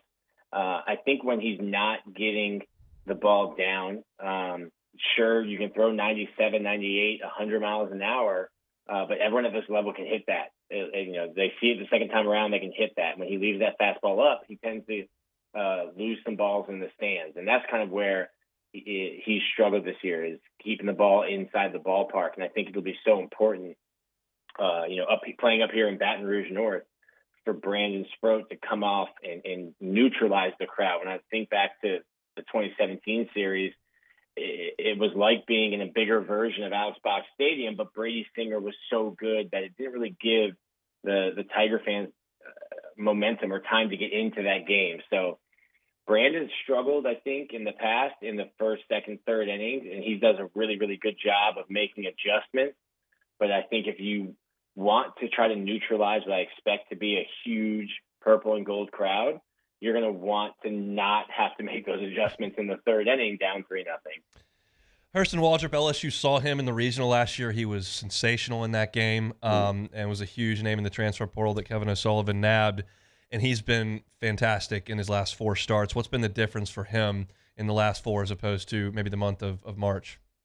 Yeah, I mean, looking at the way he's pitching now, and another guy, his go-to pitch is his split finger changeup, which is one of the nastier pitches I've seen in college baseball.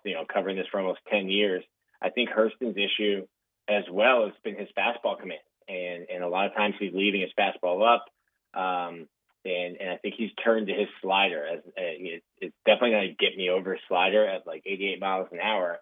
But he throws that more consistently, and I think it helps his fastball play off this slider. He's got a 5-pitch mix that he'll throw and keeps guys off. But he's just been a competitor. He's only allowed 3 earned runs in the NCAA tournament.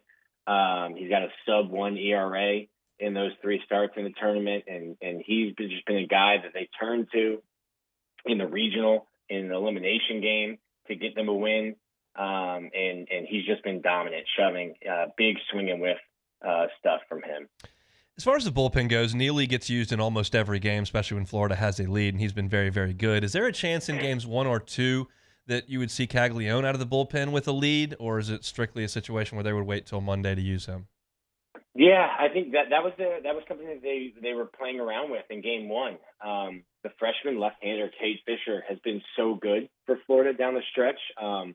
Not sure if he has a pulse. I mean, he threw 7 innings against Texas Tech, a veteran Texas Tech lineup, and they trust him in any spots. He's not a lefty specialist. They'll start him. So if they were going to put Jack into a game against Virginia and start Cade Fisher in a potential third game, I think just the way Jack has thrown and the way he's struggled with his command, I think that they would save him for the if necessary game 3. Because the spot that you would be bringing Jack Caglione into would be like Jackson Coher when he came in 2017 against LSU. Yep. And you can't afford to walk guys or have a wild pitch. And some of the wild pitches Jack's thrown have not been they've been a capital W wild. They weren't close. So I think Florida had thought about that. Kevin O'Sullivan even sent Jack down to the bullpen against Virginia to get hot, but he's never done it before. And I think based on his command issues that he's had this whole season, that he's not a guy you'd probably turn to in a leverage spot late in a game. When I think Florida baseball, I think Laporta, Zunino, I think Pete Alonso. Is Wyatt Langford in that discussion? Yeah, I absolutely think so. And it's interesting. If you look at Wyatt Langford, he played shortstop, third base, and caught a little bit in high school. He was probably the best player on every team he's ever been on. And then he comes to Florida, and he was the bullpen catcher his freshman year. Goes to the Cape, and they told him you kind of need to dedicate yourself to the weight room and change your body a little bit. And I remember before the 2022 season, seeing Wyatt Langford out in left field and thinking, what are they doing? So it's all a credit to him, the way he's changed his body, dedicated himself to weightlifting and to learning outfield. He's not a center fielder like Dylan Cruz, but I think he's a big league corner outfielder. And the kind of, bat to ball in his hands, I think he's kind of an old school player. It was almost weird seeing him in eye black or there's no Evo Shield. There's no shin guard on Wyatt Langford. I think you could throw him in the lineup in the 70s or 80s, and he'd fit right in. But what he's been able to do these past 2 seasons, he definitely gets put into that stratosphere. This is a question that I don't think my audience cares very much about, but just as a guy who's been in press conferences before, I caught about 10 minutes of Florida's press conference earlier today. The SEC Network needs to hire BT Riopelle like now. Those were some of the most thoughtful, like eloquent answers that I've seen from a college kid. Is that like a go-to interview for you, or is that am I off here? No, it's funny. So in the last 2 years, Florida hasn't lost a lot, but the last 2 years, when they lose, we know we're going to get BT Riopelle, and I think it's because sure there's some coach speak, but like you said, he's very thoughtful in his answers. He's honest, and he's been a good quote. And I told him after the 2022 season, he transferred from Coastal Carolina, and I said, "You're a left-handed hitting catcher with some power. He's got double-digit home runs in each of the last 2 years. I'm like, somebody was going to pay you to play professional baseball." And I think he made the decision even before this season that he was done. And he's got a job lined up. He's going to work in finance, and he was supposed to start already. We asked him about that, and he laughed. He said that they're totally fine. He said, none of the guys I'm going to work with are big baseball guys, but they're not worried about me, and they understand why I'm missing work right now. So it has been interesting to see. So he's a very serious guy. His dad was in the Coast Guard for years, so he comes from a military family, but you can tell that he's kind of playing free and easy and realizing that every game, could have been his last, and he's got at most 3 more games to play, and potentially only 2 games to play left. So he kind of looks like a little kid out there on the field and soaking it all in. Nick, we appreciate the time. Congratulations on the impending nuptials. I'm jealous of you. You could get away right before the wedding, but congrats. Enjoy it, and we'll talk soon. Thanks, guys. Have a good one. He's Nick Delatorre. He covers Florida for On 3. Talked to him a lot during football season, and certainly Nick loves his baseball, and we love to chat with him during baseball season. But LSU didn't play Florida this year, so we didn't have him on. But here we are in the final, and LSU and Florida are ready to roll. So appreciate Nick for a little bit of his time. All right, I will give you my thoughts on this Florida team and where the matchups may favor LSU, where they may favor the Gators. That's next on the Hunt Palmer Show. This is On Palmer. In times of need, get a full list of phone numbers, websites, and other important emergency information on the Demco Stormwatch page at 1045ESPN.com.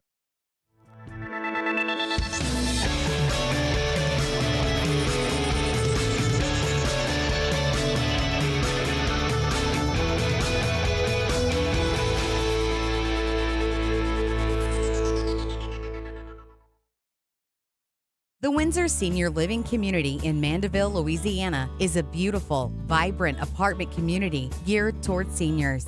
They are nestled right in the heart of Mandeville, where seniors live a more carefree lifestyle in spacious apartments with the peace of mind that comes from having a little extra help. Call the Windsor at 985-624-8040 to schedule a lunch and tour. Come see how the Windsor can be your passport to peace of mind. All right, let's say ah. Where'd my spotlight go? Super weird, but we can take care of it. Get in and get better at Patient Plus.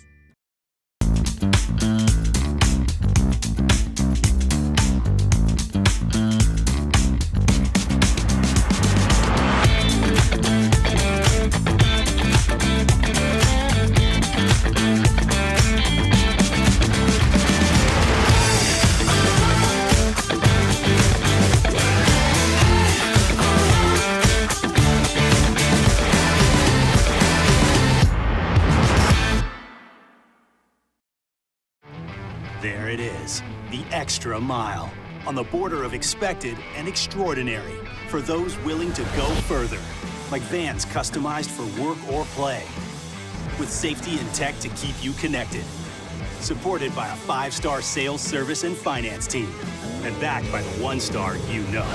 So go the extra mile. It's never crowded, because so few have what it takes to go there. Mercedes-Benz Vans.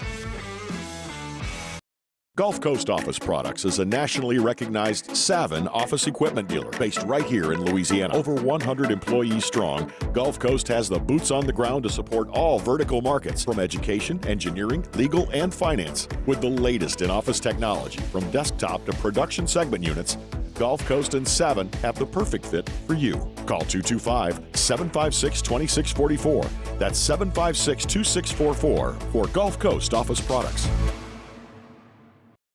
When is a taco more than just a taco? When it's Government Taco. Voted best tacos 3 years in a row by 225 Magazine, Government Taco puts the most delicious spin on tacos the capital area has ever seen. With creative combinations like the Magna Carrot, the Filibuster, or the Steak of the Union. Plus perfect tortilla chips paired with the best salsa and queso you've ever had. And happy hour every day from 3 to 6 p.m. and all day on Thursday. Government Taco, 5621 Government Street. I've been doing business with Luba for 25 years. They're dependable, trustworthy. It's just the attention to detail with our clients. Our folks have years and years of experience. They're highly trained professionals. But many companies have that asset.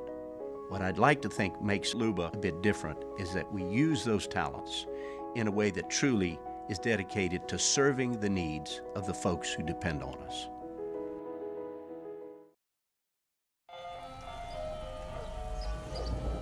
Hey there, little buddy. What's the matter? What's the matter? My windows, siding, and my door. That's what's the matter. Relief Windows can fix all that. I got you. Pop, pop. What's up? Oh my gosh, look! Curb. Matt Moscona inviting you to join us for Friday's AFR, presented by Don Juan Cigar Bar. We're recapping LSU Wake Forest. The Riot Radio hours return. Join us Friday, 3 to 6, 104.5 ESPN Baton Rouge.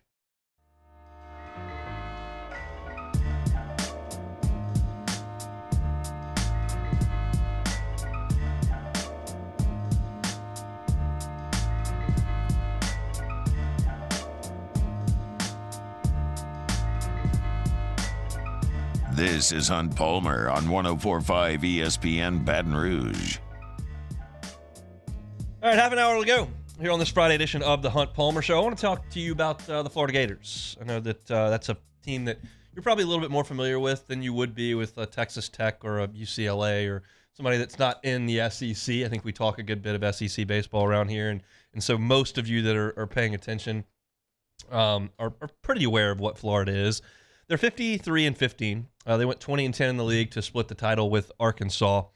They lost the marble game of their regional to Texas Tech. And then they came back and handed the ball to two young pitchers who were fantastic in getting them out of the loser's bracket, and they came back and got it done. They swept South Carolina in the Super, and they've come up to Omaha, and they quite frankly got a great draw in Omaha. It doesn't matter. You are what you are. But they beat Virginia 6-5. They beat Oral Roberts 5-4, and they beat TCU 3-2. They were on the ropes in that Virginia game, and they got 2 home runs in the 9th inning, one from Wyatt Langford to tie it that went about 100 miles. And then they were in a tight game with Oral Roberts. They won 5-4, and TCU had them on the ropes in that game, and Florida got it done 3-2. So they've won 3 one-run games in Omaha. They are a team that's very powerful offensively, and they are spectacularly talented on the mound. But the numbers don't necessarily match the talent level, in my opinion. When I watch Brandon Sproat pitch, sometimes I wonder how anyone ever gets a hit. He's 98 with the fastball. It runs significantly into the right-handed hitter. He's got a great changeup that he will throw just about any count. His breaking ball's good. It's not great, but he's got 2 elite pitches, the fastball and the changeup. And if you look at his numbers overall, he's 8-3. His ERA is 4.66, which is okay. But 102 innings of work, 127 strikeouts to 43 walks. And those numbers are good. They're good. But you start to peel a little bit deeper, and then you look at his SEC ERA is 5.18. Strikeouts are good, 68 of them in 57 innings, but ERA is north of 5. In the NCAA tournament, he's made 3 starts. He has allowed 3 earned runs in all 3 of his starts, and he basically has worked 6 1/3 in all of his starts.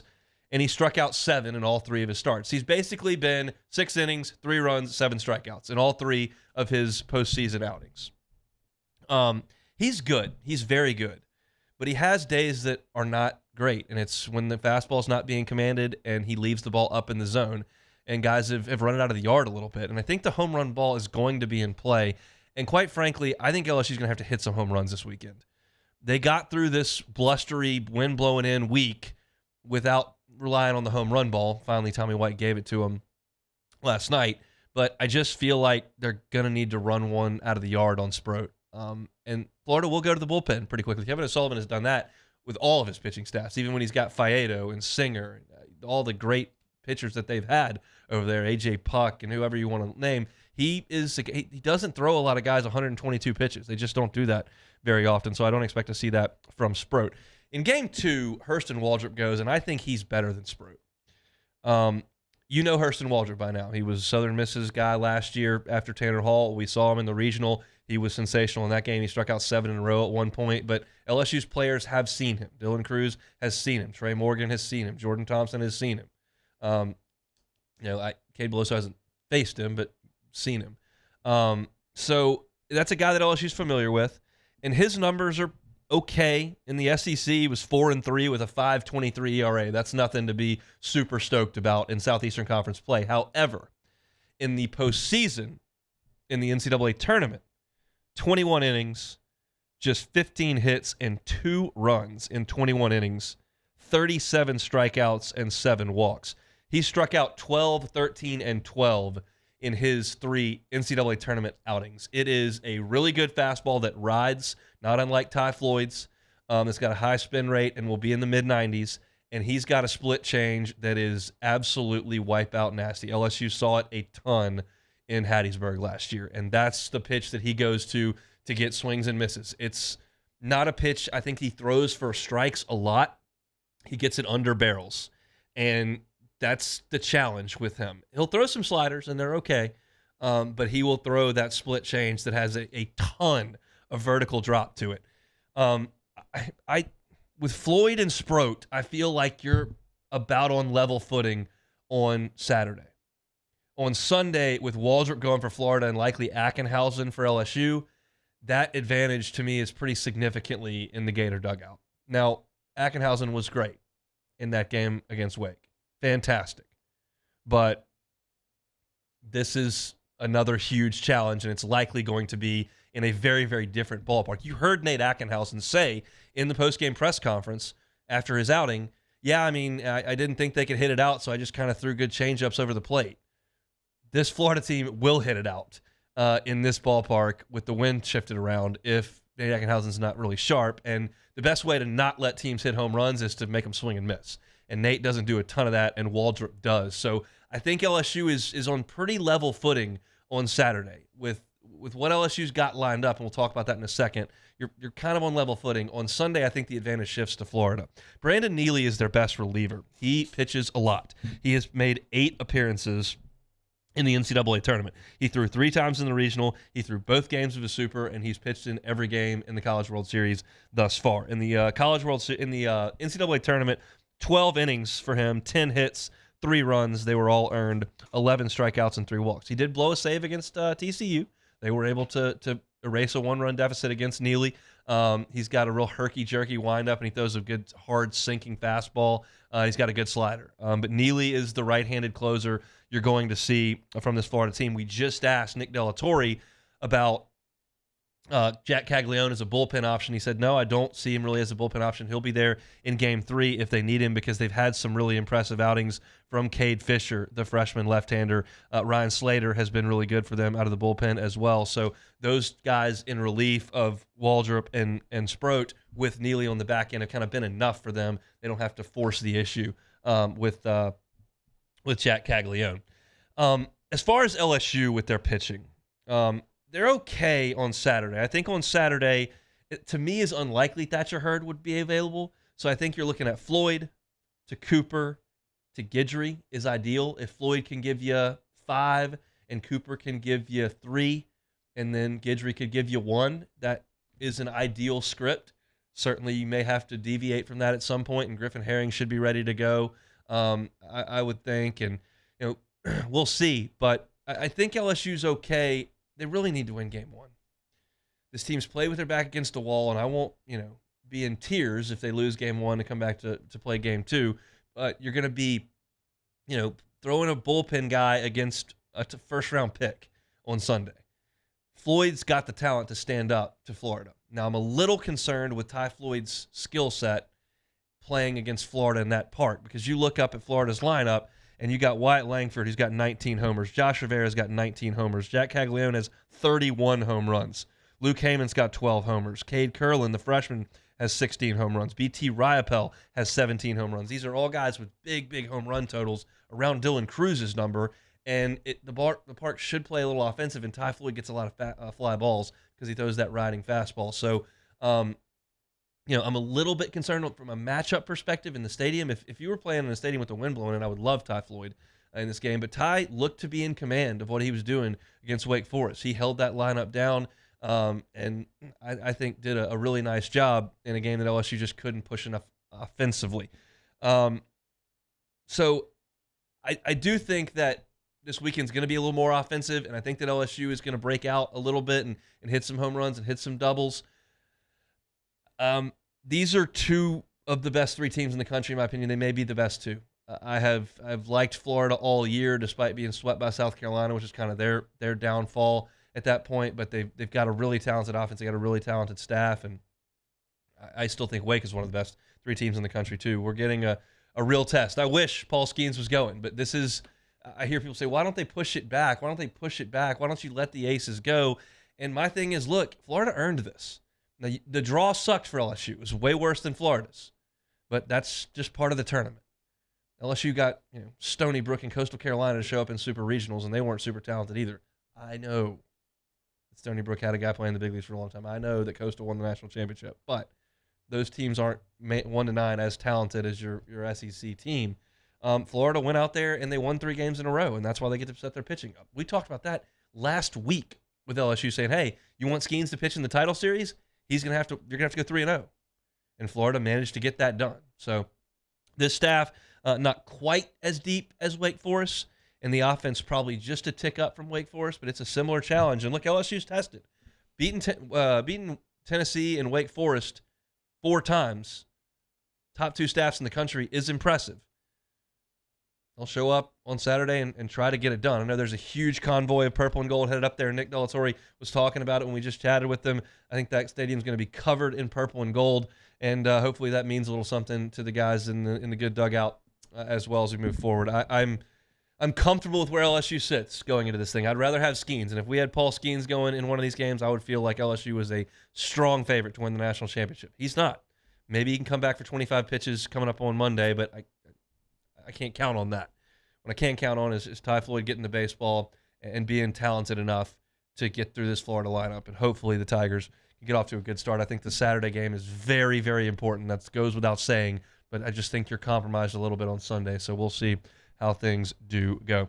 That'll just about do it for us here on a Friday edition presented by Cork's Cajun Fried Fish and Shrimp. If you got a bunch of people coming over to watch the game and you want to get a large catering order, Cork's can help you out with that. Go to the website, corksfishandshrimp.com, and they've got the options right there to purchase in bulk. They've got delicious fried shrimp, delicious fried catfish, hush puppies, fries, all the works over there at Cork's. If you're looking to have a little watch party, they can certainly help you out with that. We'll play some Take It or Leave It, and we'll get out of here. It's the Hunt Palmer Show. Hunt Palmer on 104.5 ESPN Baton Rouge. LWCC is Louisiana loyal, elevating and celebrating champions of Louisiana like Corey Barr. Corey's got national name brand recognition. We know that he was a Food Network Star finalist in 2017. He beat Bobby Flay. Food and Wine named him People's Best New Chef in America in 2015. People's Best New Chef Gulf Coast in 2014. But his roots are right there in Monroe, and that's why he owns Parish Restaurant, Standard Coffee Company, and Heritage Catering right there in Northeast Louisiana. It's important to him to be here for his home state. That's why he's a champion of Louisiana. If you know of a champion of Louisiana, like Corey Barr, go to lwcc.com/champions and nominate them to be a champion of Louisiana. Corey Barr is June's champion of Louisiana. LWCC is Louisiana loyal. Our listeners fire off their opinions on the jimsfirearms.net hotline at 499-1045. Keep listening for your next chance to shoot us your thoughts with the jimsfirearms.net hotline on 1045 ESPN Baton Rouge.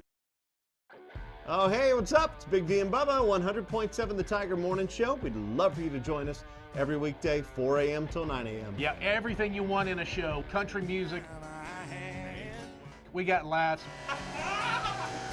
We got celebrity in-studio guests. We just need you. Join us every weekday morning, 4 a.m. to 9 a.m., right where it all started. That's right. Louisiana's country station, 100.7 The Tiger.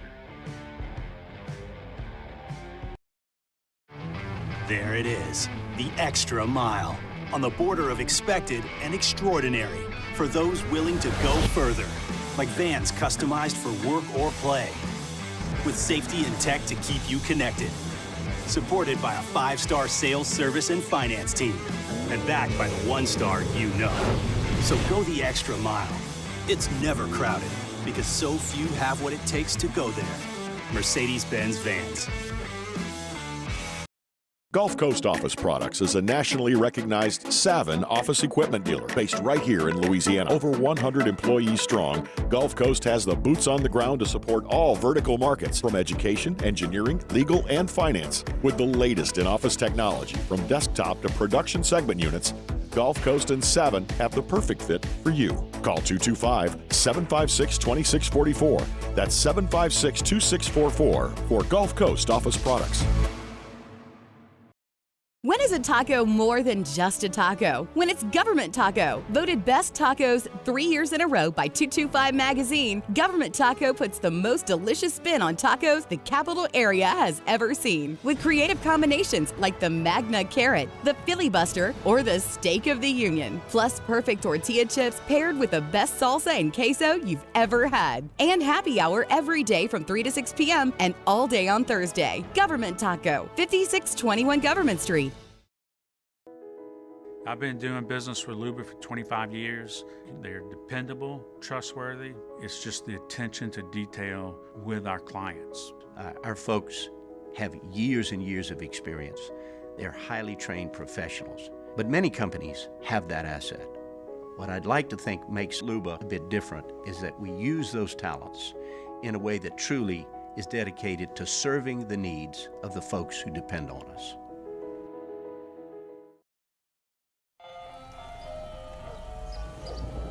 Hey there, little buddy. What's the matter? What's the matter? My windows, siding, and my door. That's what's the matter. Relief Windows can fix all that. I got you. Pop, pop. What's up? Oh my gosh, look! Curb appeal. That's a good-looking neighborhood. On Monday's OTB, guys, what a day it's going to be. We could be celebrating a championship. We could be lamenting a loss. We could be looking forward to an all-important Game 3. Either way, we want to see you Monday, 7 to 10 a.m. on 104.5 ESPN.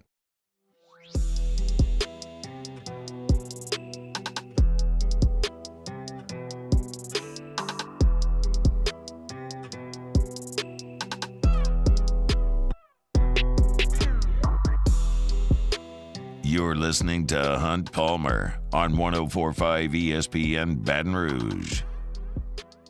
All right, we can close up shop here on a Friday, presented by Cork's Cajun Fried Fish and Shrimp. All we have left to do is play some Take It or Leave It.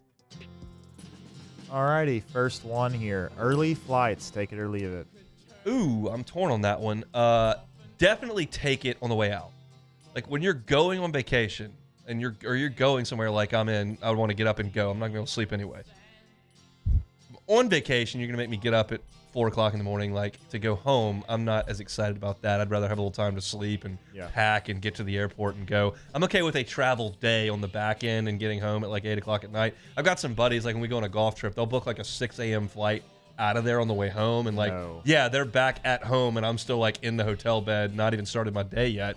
But I just don't want to do that. So I'm all in for this early morning flight tomorrow because we got to get up there. I'm a little scarred from last year's Spirit Airlines experience where I had an early flight to go catch a 1:20 Cubs game on Friday, and we got delayed. I got there in the third inning. I just don't like it. So I've got a buffer here. We got a 5:30 a.m. flight tomorrow, and first pitch is at 6 p.m. So as long as we can catch our connection and not like Charlie end up in Washington, D.C., we should be okay. But I'm in on early flights on the way out, just not as much on the way home.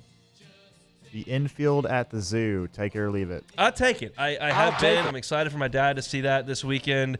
I think they did a good job with it. It's not something that like is going to take, a sizable portion of your afternoon. You go, you see the seats and the Rosenblatt sign, you see the foul poles up there, and you can go stand where Warren Morris's ball landed, and that's kind of it. But for LSU fans that have a lot of nostalgia with that place, like if you're a TCU fan and the only College World Series you've really ever been to are the ones in Charles Schwab, then Rosenblatt may not mean anything to you, but LSU has a special relationship, winning 5 championships there. So if you're an LSU fan, you're headed to Omaha, go over there and see the infield of the zoo. It's cool.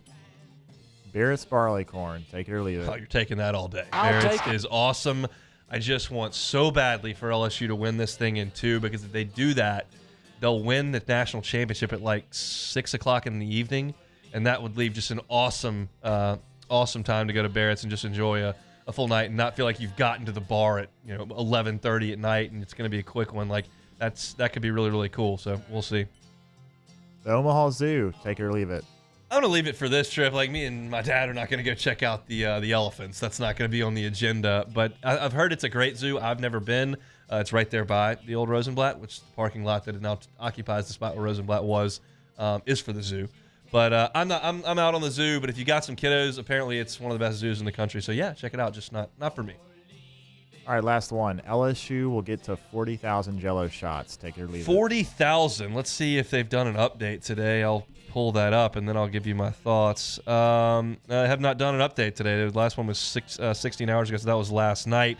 And LSU was a tick under 30,000 at 29,000 Jello shots. So they'd have to get 10,000 over the next couple of days, unless it starts going in bulk. Like, I mean, Todd Graves about 6,000 of them. So that's one way you can get there. I don't know that that's going to happen again. So I'll leave it. I'll go under 40,000. Somewhere closer to 35,000 feels right. That's going to be a tough record for somebody to go get when you consider that, like, the other team that's been in it for the longest is Florida, and they're at 2,300. LSU's at 29,000. It's LSU just takes over Omaha. It's just part of the culture of the program. It's what Skip built in the 90s, and it just now is part of what we do in the summer, and it's really, really cool. And we'll see if they can finish this thing off. All right, that's it for a Friday edition. What a week of doing shows this has been. I'm so happy that LSU was on the side of the bracket that allowed them to play at 6 o'clock every night and not at 1 o'clock where we would have been talking to absolutely no one for 2 hours every day. Instead, they've been playing at 6, and it has been an absolute blast. For those of y'all that are tuning into us either live or on demand as you head up to Omaha, be safe and bring the energy. It's going to be a lot of fun. For those of you hanging at home and watching this weekend, let's hope the Tigers have a couple more in them. It's a really, really talented baseball team that's got a ton of heart, that's played well all year long, and that is at a little bit of a compromised position from a pitching perspective, but they were this week as well, and they found a way to get that job done. So I believe in them. I can't wait to get up there and cheer them on. I have never seen LSU win a national championship in baseball in person. I've only been twice to Omaha. I went in 2009 for the first 2 games and left, and then went in 2013 when they went 2 in Q. So this would be a new experience for me, and I'm very, very much excited for it. Stay tuned. Matt will tell you, I'm sure, in after further review, what our plans are from Omaha as far as a game day show with Charlie from the Ameristar and who will be involved in that. There may be some people here in studio. There may be some other programming things that we decided to do over the weekend. And Monday, the plan is for Charlie to do live at lunch from Omaha from 11 to 1, and then me to grab the headset from 1 to 3 and do my show before a 6 o'clock first pitch from Omaha. Or even if they win the national championship, we'll do it. But that's not set in stone just yet. We'll make those decisions as we move forward. But Matt may know more. Mr. Program Director is calling the shots. So tune into AFR, and he'll probably give you the plan for the weekend. But LSU will play at 6 o'clock on Saturday night, 2 o'clock Central Time on Sunday, and then an if necessary game at 6 o'clock on Monday. You can hear all of that on our sister station, Eagle 98.1. Loaded show, talking nothing but baseball. Had Trey Duncan at 1:30, former Tiger. Had Charlie at 1:45. Had Ronnie Rantz at 2 o'clock. Had Nick Delatorre, who covers Florida, from On 3 at 2:15. It's all there on demand. 1045ESPN.com's on-demand tab, Apple Podcast, Spotify, Google, and, of course, YouTube, where you can find all of our shows archived in full each and every day. All right, I've done all we can do here on a Friday afternoon. I know the jitters and the nerves are going to be there. Again, y'all travel safely, and let's go get a national championship this weekend. How'd that sound? Sounds pretty good to me. Matt Moscona is about to drive you home on After Further Review. I'm out of here. I got to go pack. It's the Hunt Palmer Show.